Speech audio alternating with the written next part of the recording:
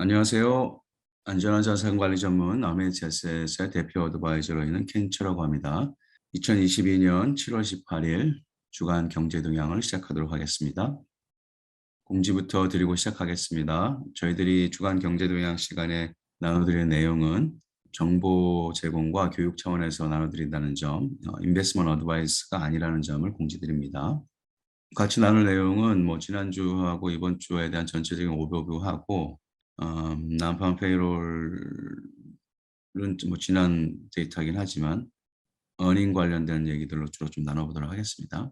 지금까지는 저희들이 계속 중앙은행들의 금리 관련된 부분들에 대해서 집중을 많이 했다면 지금은 어닝 시즌이 이제 본격적으로 시작하기 때문에 아무래도 마켓의 메인 드라이버는 어닝 관련 데이터들이 될 것 같습니다.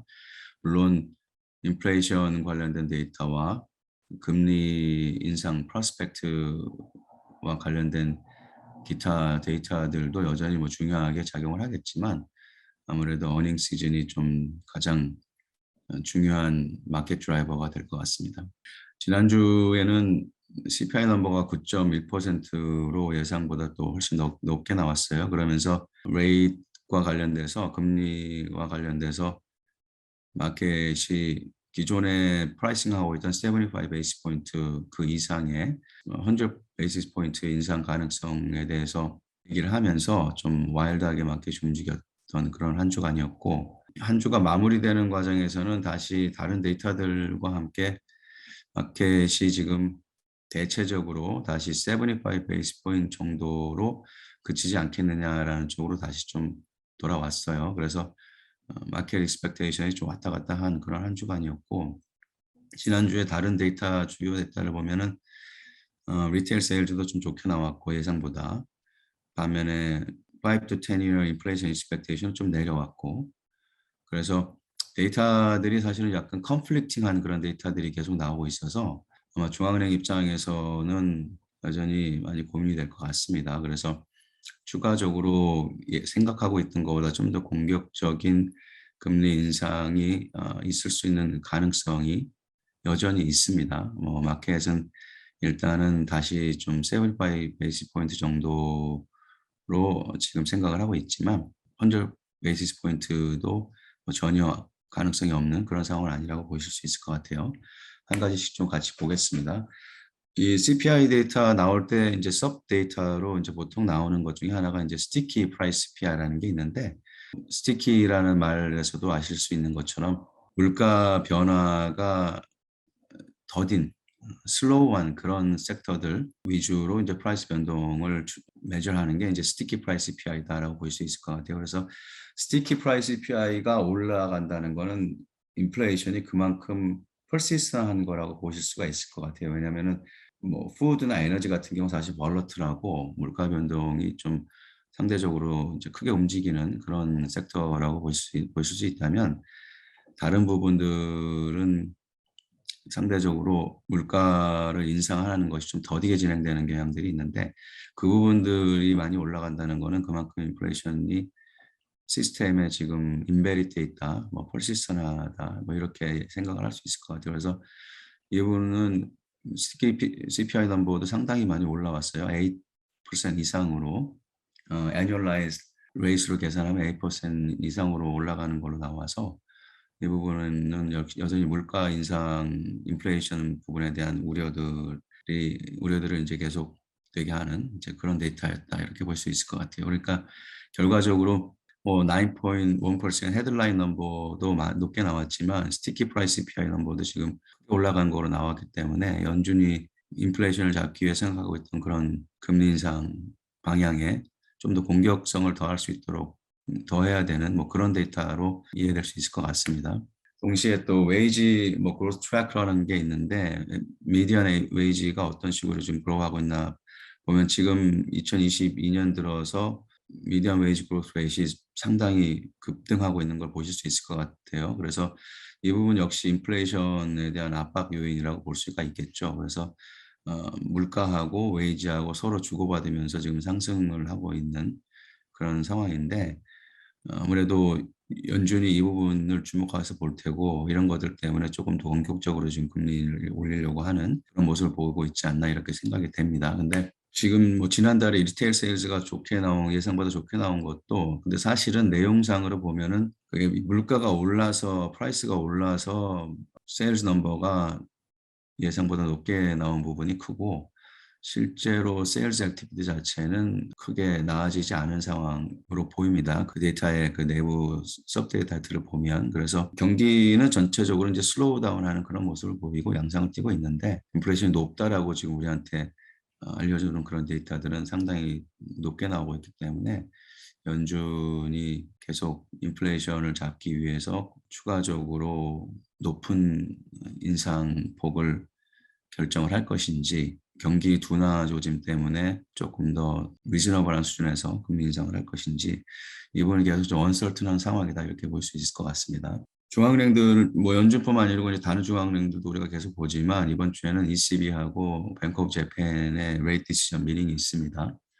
목요일 날 있는데 ECB 같은 경우는 지난 6월에 오피셜리 기존의 에셋 퍼체스 프로그램, 쿼니테이티브 이징 프로그램을 이제 종식한 상태고 이번 7월에 25 베이스 포인트 올리겠다고 이미 그때 커밋을 한 바가 있습니다. 근데 실제로 이제 뚜껑은 열어봐야겠죠. 그래서 뭐 25 베이스 포인트일까 될까 아니면 50 베이스 포인트가 될까? 왜냐하면 유럽 쪽도 CPI 넘버가 지금 되게 스트롱하게 나오고 있기 때문에 6월 미팅 이후에 나온 CPI 넘버가 이제 8.6%. 반면에 이제 PMI 넘버들은 경기가 전체적으로 둔화되고 있는 넘버들로 나와 있어서 대부분 중앙은행들이 마찬가지의 고민을 하고 있다고 볼 수 있을 것 같습니다. 인플레이션은 높게 나오고 있고 반면에 경기 둔화 조짐이 동시에 나타나고 있기 때문에 과연 인플레이션을 잡기 위해서 생각했던 것보다 좀 더 공격적으로 긴축을 해야 할 것인지 아니면 경기 둔화 부분에 대해서 좀 더 우려를 많이 해서 긴축을 하더라도 이제 소폭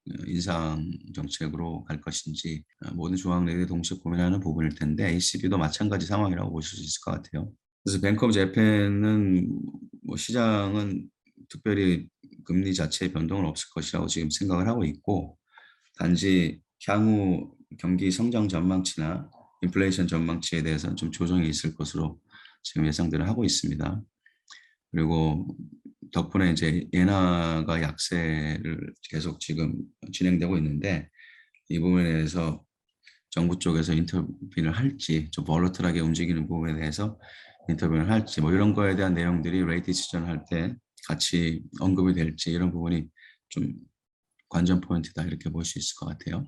말씀드렸던 것처럼 마켓의 관심은 사실은 뭐 레이트도 레이시고 인플레이션도 인플레이션이지만 이제 구체적으로 기업들이 어떻게 퍼폼을 하고 있는가를 볼 수 있는 이제 어닝 시즌이 본격화되기 때문에 주목을 할 것 같습니다. 이제 어닝 발표할 때 이제 주목할 부분들이 어닝 에스티메이트에 대해서 이제 하향 조정이 있다거나 앞으로의 가이던스에서 이제 좀 부정적인 내용들이 있다거나 한다고 하면은 마켓이 아마 부정적으로 반응을 할 테고 그런데 사실 이미 세컨 쿼터 수익 전망에 대해서 애널리스트들이 상당수 하향 조정을 했고 네거티브 뉴스가 나 디스어포인먼이 실망스러운 실적들이 많이 있을 것이다라고 좀 얘기를 많이 했기 때문에 어느 정도 현상 유지하는 수준에서만 넘버가 나와도 어쩌면 그것에 대해서 마켓이 또 상당히 포지티브하게 반응할 수 있는 그런 가능성도 있죠. 그래서 가이던스하고 리비전 넘버들이 어떻게 나오느냐, 실제로 에스티메이트 어닝 넘버들이 어떻게 나오느냐에 따라서 마켓이 또 여전히 벌러틀할 수 있는 밑으로든 위로든 벌러틀할 수 있는 그런 기간이다 이렇게 볼 수 있을 것 같아요.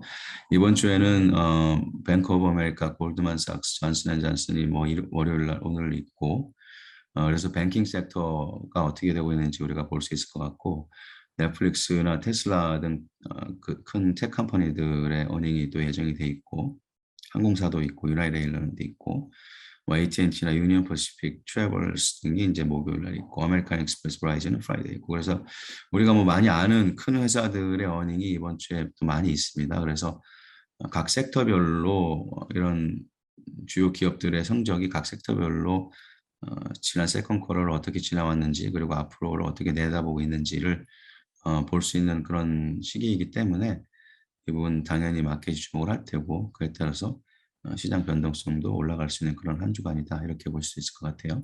어닝뿐만 아니고 이제 데이터 일선에서도 뭐 중요한 데이터들이 많이 있어요. 뭐 UK나 뉴질랜드, 캐나다에서도 인플레이션 관련된 데이터가 나오고 리테일 넘버들이 나오고 인플로이먼트 데이터가 나오는데 전 세계적으로 이제 프리리미너리 PMI 넘버들도 예정이 돼 있습니다.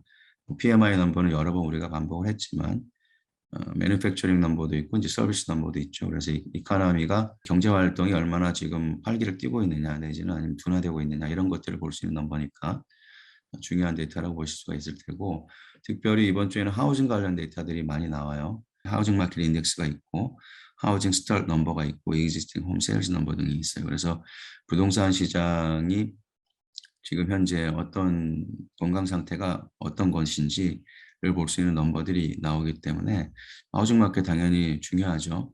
하우징 마켓에서 슬로우 다운이 있는 것들이 감지되면 아무래도 마켓이 부정적으로 반응할 가능성이 또 높겠죠.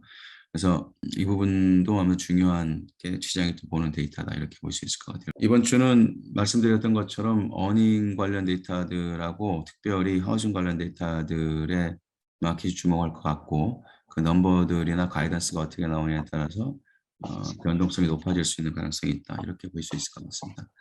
감사합니다.